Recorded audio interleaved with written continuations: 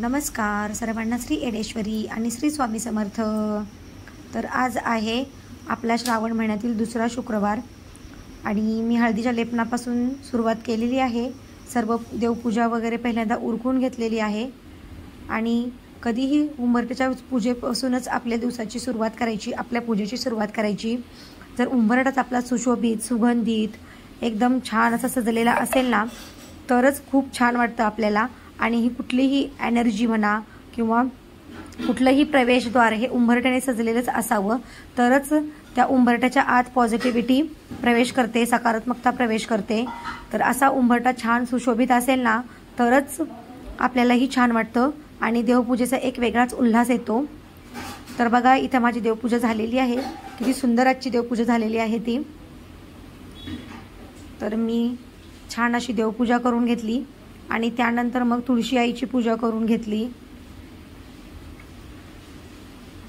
मी तुळशी देवीला रोज सकाळी आणि संध्याकाळी तुपाचा दिवा लावून घेते। तर सकाळ सकाळीच आज माझी देवपूजा उरकलेली होती, कारण मला वरदलक्ष्मी व्रताची पुढे तयारी करायची होती।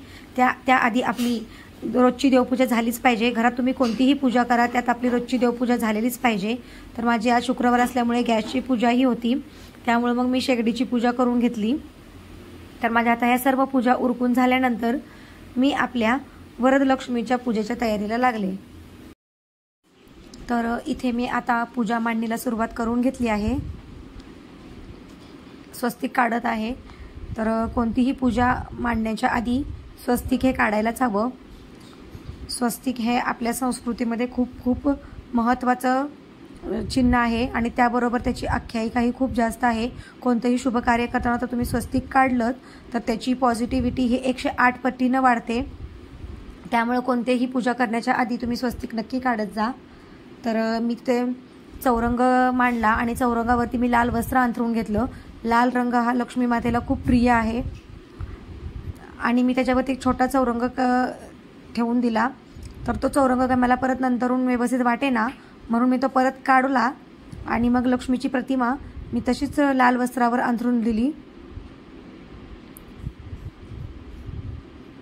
जे लाल वस्त्र अंथरलं होतं त्याच्यावरतीच ठेवली, कारण मी न्याहाळत होते तर काय मला काय ते एवढं जास्त व्यवस्थित वाटेना म्हणून मग मी हार घातला आणि हार घातल्यानंतर तो छोटा चौरंग प्रतिमेखालचा काढून घेतला आणि त्यानंतर मग मी पुढची पूजा मांडायला सुरुवात केली आणि मी अष्टदल कमळ काढलं आहे। तर अष्टदल कमळ हे लक्ष्मी आईचं स्वरूप आहे। ते तुम्ही लाल अक्षताही त्याच्या करू शकता किंवा लाल आणि पिवळ्या अशा हळद आणि कुंकू घालून तुम्ही तर इथं लाल पिवळा कलर तुम्ही मिक्स करू शकता। आता मी पूजेला सुरुवात केलेली आहे। मी समया प्रज्वलित केलेल्या आहेत। कोणतीही पूजा करण्याच्या सुरुवातीला तुम्ही आधी अग्नी प्रज्वलित करून घ्या आणि आता मी इथून पूजेला सुरुवात करत आहे। तर प्रथमतः आपले विघ्नहर्ता गणपती बाप्पांची स्थापना करायची आहे।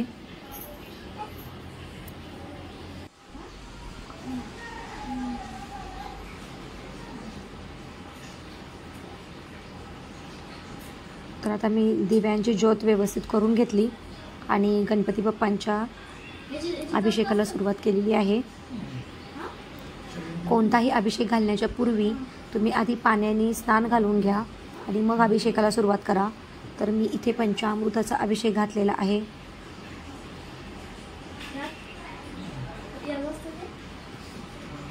बाप्पांचा अभिषेक झालेला आहे आणि त्यानंतर आता मी त्यांची स्थापना करणार आहे आणि जे ही देवी देवतांचं आवाहन आपण करतो तर आता मी विड्याच्या पानावरती गणपती बाप्पांची स्थापना करून घेतलेली आहे आणि विड्यांच्या पानावर मी त्यांना तांदळाचं हे आसन दिलं।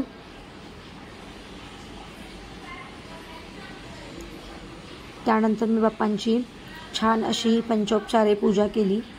तर मी त्यांना गुलाबाचं अत्तर लावून घेतलं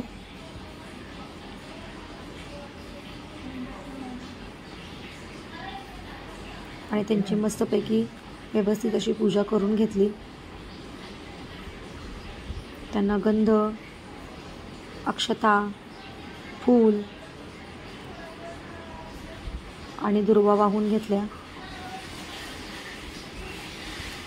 आणि पंचोपचारी पूजा करून त्यांना प्रार्थना केली की हे गणपती बाप्पा, तुम्ही माझ्या पूजेत या आणि स्थानबद्ध व्हा आणि त्यानंतर तुम्ही ही पूजा माझ्याकडून एकदम निर्विघ्नपणे पार पाडून घ्या आणि ही पूजा माझी यशस्वी होऊ दे असा आशीर्वाद द्या. अशी प्रार्थना आपल्याला गणपती बाप्पांना करायची आहे. आणि आता आपण इथं वरदलक्ष्मीच्या पूजेसाठी जो कलश लागणार आहे तो भरून घ्यायचा आहे. तर कलशात तांदूळ भरायचे आहेत. वरदलक्ष्मीच्या व्रतामध्ये कलशामध्ये तांदूळ भरतात, पाणी नाही. तर मी कलश भरून घेतला तांदळाने आणि त्याला छान असं स्वस्तिक काढून 5 दिशांना आणि 5 साईडला मस्त अशा उभ्या रेषा ओढून घेतल्या आणि ह्या रेषा आपल्याला खालून वरतीच ओढायच्या असतात. आणि त्यानंतर मी कलशामध्ये हळदी, कुंकू, सुपारी, एक नाणं आणि फूल असं टाकून घेतलं. सर्व प्रोसेस आपल्याला मार्गशीर्ष महिन्यातल्या कलशाचीच करायची आहे. फक्त त्यात पाण्याऐवजी आपल्याला तांदूळ घ्यायचे आहेत. त्यानंतर मी 5 विड्याची पानं ठेवली आणि त्यानंतर नारळ त्यात स्थापित केला.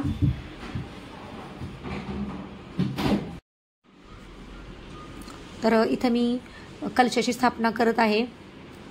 तर मी छान असं कलशाला हळद लावून घेतलेली आहे.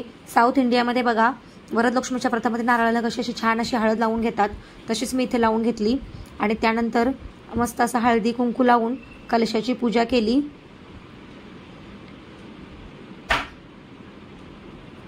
तर तुम्ही बघा, जेव्हा मी कुंकाचा टिळा लावला ना तेव्हा असं साक्षात लक्ष्मीचं रूप दिसत होतं ना त्या नारळामध्ये. जेव्हा आपण अशी छानपैकी पूजा करतो आणि मांडतो ना तेव्हाच त्याला असं इतकं छान स्वरूप प्राप्त होतं. म्हणजे असं वाटत होतं की देवी आई स्वतः आली आणि स्थापित झाली. तर किती छान लक्ष्मीचं स्वरूप आलेलं आहे नारळाला. तर मी देवी आईला सर्व अलंकार घातले. तर मी मंगळसूत्र घालून घेतलं. त्यानंतर माझ्याकडे एक लक्ष्मी हार आहे, तो मी खास पूजेसाठीच आणलेला आहे देवासाठी. तर तो मी लक्ष्मी हार घातला आणि ही नथ घातली. नथ वगैरे घातल्यानंतर तर इतकं छान लक्ष्मी देवीचं स्वरूप येत होतं ना. आणि त्यानंतर मी जी वेणी घातली होती ना लक्ष्मी आईला, मी जी वेणी आणली होती त्यामुळे तर इतकं सुंदर आईचं रूप दिसू लागलं की काय सांगू. तुम्ही बघा एकदम व्यवस्थितपणे किती छान दिसतंय का, मलाच दिसतंय असंही सांगा, कारण मी पूजा मांडते म्हणून असं असू शकतं की मलाच दिसतंय.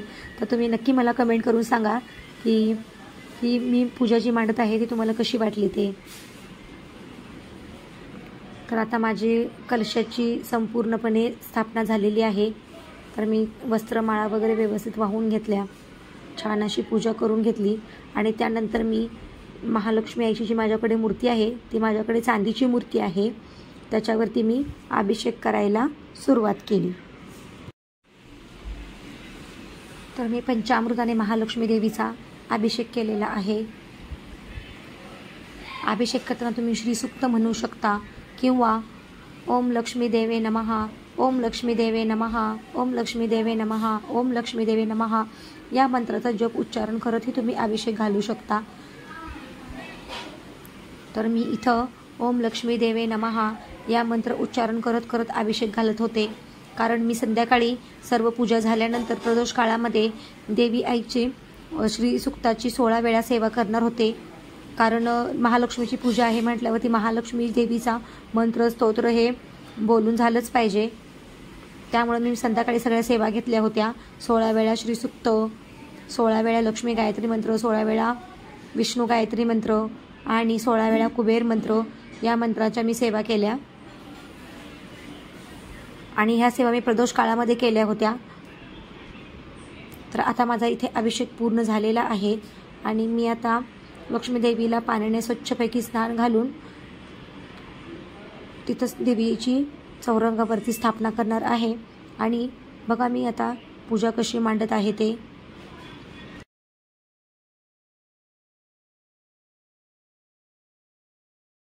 विड्यांच्या पानावरती 1 वाटी तांदूळ घेतले आणि त्याच्यामध्ये स्थापना केली आणि देवी आईच्या सर्व प्रिय गोष्टी मी लक्ष्मी आई पुढे ठेवल्या. तर लक्ष्मी आईला गुलाबाचा अत्तर हे खूप प्रिय आहे. महालक्ष्मीच्या कोणत्याही पूजेत मी गुलाबाचा जास्त प्रयोग करते. गुलाबाची अगरबत्ती म्हणा किंवा गुलाबाचं अत्तर, गुलाबाचं फूल ह्या सर्व गोष्टी मी महालक्ष्मीला अर्पण करते. देवीच्या फोटोलाही मी अत्तर लावून घेतलं छान असं. त्यानंतर मी पूजेची पुढची मांडणी सुरू केली. देवीला मी देवीच्या साईडने मी दोन्ही गजांत लक्ष्मी ठेवल्या आणि श्रीयंत्र मी पहिला या साईडला ठेवलेलं, पण ते मला काय व्यवस्थित वाटेना म्हणून मी ते कलशापुढं स्थापित केलं आणि त्याला कमळगट्ट्याची माळ वाहिली. तर ही 108 कमळगट्ट्यांची माझ्यापुढं माळ आहे.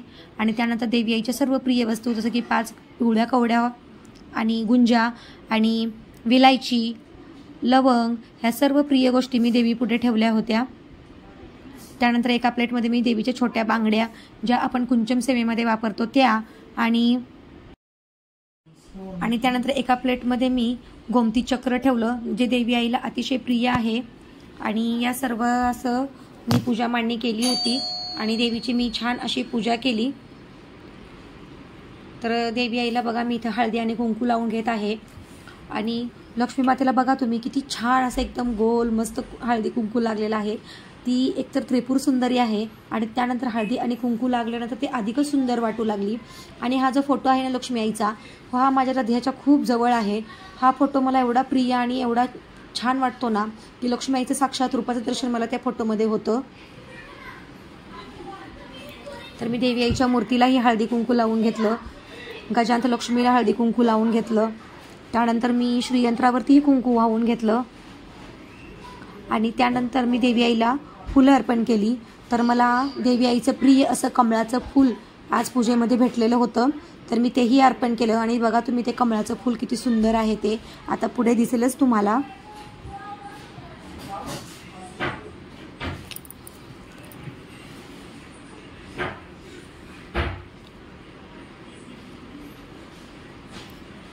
त्यानंतर मी देवीला वेणी, गुलाबाचं फूल असं सर्व काही अर्पण केलं. आणि त्यानंतर अगरबत्तीने धूप दीप अशी छान अशी पंचोपचारे पूजा करून घेतली. आणि या प्रकारे मी देवीची सुंदर अशी पूजा करून घेतली. तर बघा हे फुलं वाहिल्यानंतर धूप दीप लावल्यानंतर तर देवीचं स्वरूप किती छान आणि उठाळून दिसत आहे. ते मी इथं 2 तुपाचे दिवे लावले होते जे देवी आईला खूप प्रिय आहेत. तर मी धूप वगैरे ओवाळून घेतलं. त्यानंतर मी देवी आईची आरती घेतली. तर संपूर्ण पूजा झाल्यानंतर जे काही पूजेला तेज आलं होतं त्याने पूजा खूपच सुंदर दिसत होती. तर मी देवी आईची छानशी अशी आरती घेतली. पहिला मी गणपती बाप्पांची आरती घेतली आणि त्यानंतर मी महालक्ष्मी आईची आरती घेतली आणि सर्व घरामध्येही मी कर्पूर आरती घेतली. अशी माझ्याकडून वरदलक्ष्मी आईने खूप खूप छान अशी पूजा करून घेतली. त्यानंतर मी संध्याकाळी देवीच्या व्रताचं उद्यापन केलं.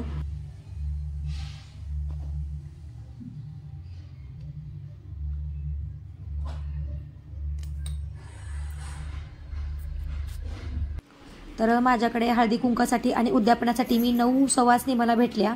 तर पहिल्यांदा माझ्याकडे 6 सुवासिनी आल्या आणि त्या बाकीच्या नंतर आल्या. तर अशा प्रकारे मी उद्यापन केलेलं आहे आणि खूप छान अशा सुवासिनी मला भेटल्या. खूप छान माझ्या व्रताचं उद्यापन झालं. उद्यापन करायला सर्व सुवासिनीचा मी मान सन्मान केला. मी त्यांना हळदी कुंकू लावलं आणि त्यानंतर मी प्रसादासाठी खीर केली होती शेवयाची. तर ती खीर सर्वांना नैवेद्य म्हणून दिली.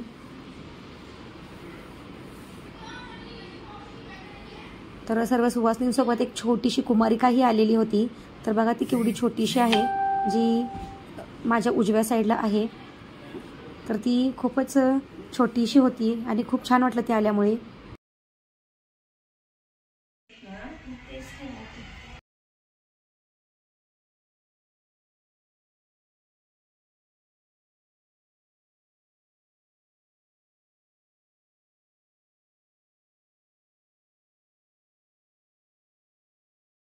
नंतर सर्व सुवासिनींची मी ओटी भरून घेतली आणि छानपैकी त्यांचं असं छानपैकी माझ्या व्रताचं उद्यापन झालेलं आहे.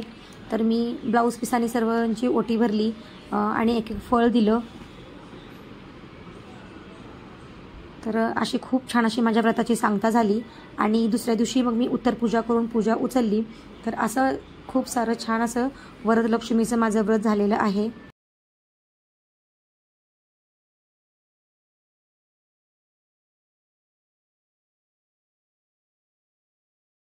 अशा प्रकारे मला 9 सुवासिनी भेटल्या आणि छान असं माझं व्रताचं उद्यापन झालं आणि लक्ष्मी आईने खूप छान माझ्याकडून पूजा करून घेतली आणि उद्यापनही करून घेतलं.